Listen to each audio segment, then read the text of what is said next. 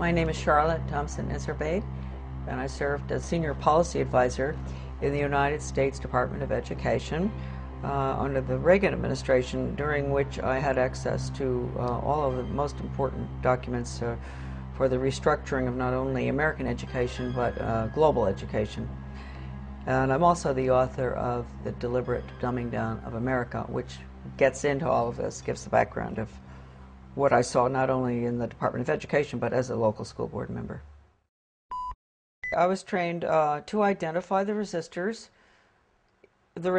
to the sex ed, drug ed, alcohol ed, suicide ed, death ed, those good, smart Americans who realize that anything that has education hanging off the end of it is probably not what they're looking for. I was trained to identify those good people and to go up against them, and actually to go and try to get them to join us through the group process system, make them feel important, get them on a committee. And that just blew my mind. I have to say, people often ask me, what is it that got you involved in education? Well, finding out what I saw at the local level certainly upset me. When I went and I saw that Americans were being trained to identify resistors, then I got pretty upset. And luckily, there was a big book that came with the in-service training called Innovations in Education, A Change Agent's Guide. And I was able to take that back home with me. Unbelievable examples of how to con the Christians and different people who are upset with what you're trying to do, how to bring them over to your side, case studies, true case studies of educators who had put programs in that normally, in a normal American town, nobody would want them. How did they manage to get them in? How did they con the people? And the other thing was, not only was I trained to identify the resistors, I was trained to go to the important people, high profile, highly thought of people in the community, with the Rotary, Chamber of Commerce, Garden Club, you name it, the different groups in our towns. Go to them and convince them of the importance of these new programs like sex ed, drug ed, I just mentioned all of them, and to get them on your side, because when you can get the leadership in a community to go along with it, then the newspaper comes in and says, a committee's been set up with the head of the Rotary and this and that, and they're all getting behind this task force to discuss whether we're going to have a new sex education program. And then when Mary Jones, who ordinarily would think, why would we want to have a sex education program when we don't have any problems with kids having sex or anything, so she might be concerned. She might be one of the resistors. She reads that her best friend, who's the head of the Garden Club, is on this committee, and she thinks, oh, well, hey, Mary Appleton is on that committee. She's heading it up. It must be okay. So I was taught really how to con the community. They always call everybody by the first name. You have to get very, affectionate with people, and you say, William, I'm so glad you've come to this meeting, and I understand your concerns about this program, because I've had other people, usually it's the really bright people in the community who have these concerns, and would you like to join our group? The original program was funded by what would subsequently become my office. It was funded by the Office of Research in the U.S. Office of Education, because it was funded early on, about the late 60s. Still funded, by the way. And the money went to the University of Michigan in Ann Arbor to a professor by the name of Ronald Havelock. And he was the one that put together the whole training, the whole seminar, the book.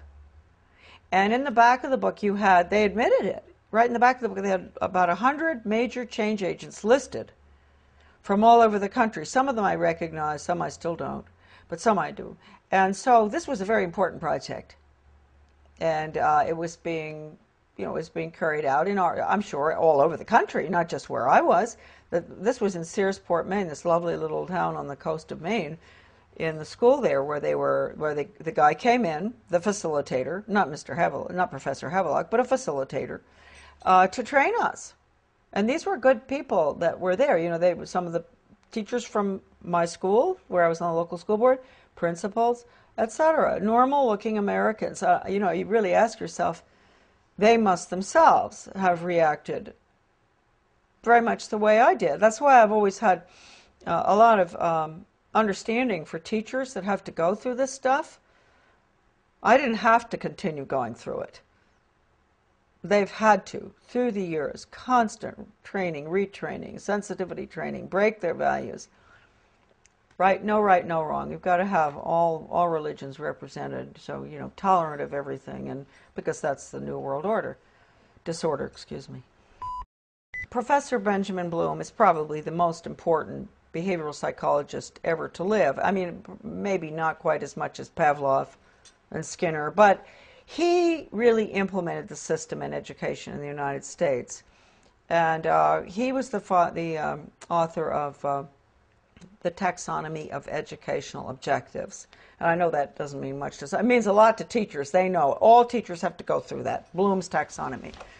And just to give you an idea of how blatant they are, Benjamin Bloom said the purpose of education, and I often say this to parents, really, listen to this.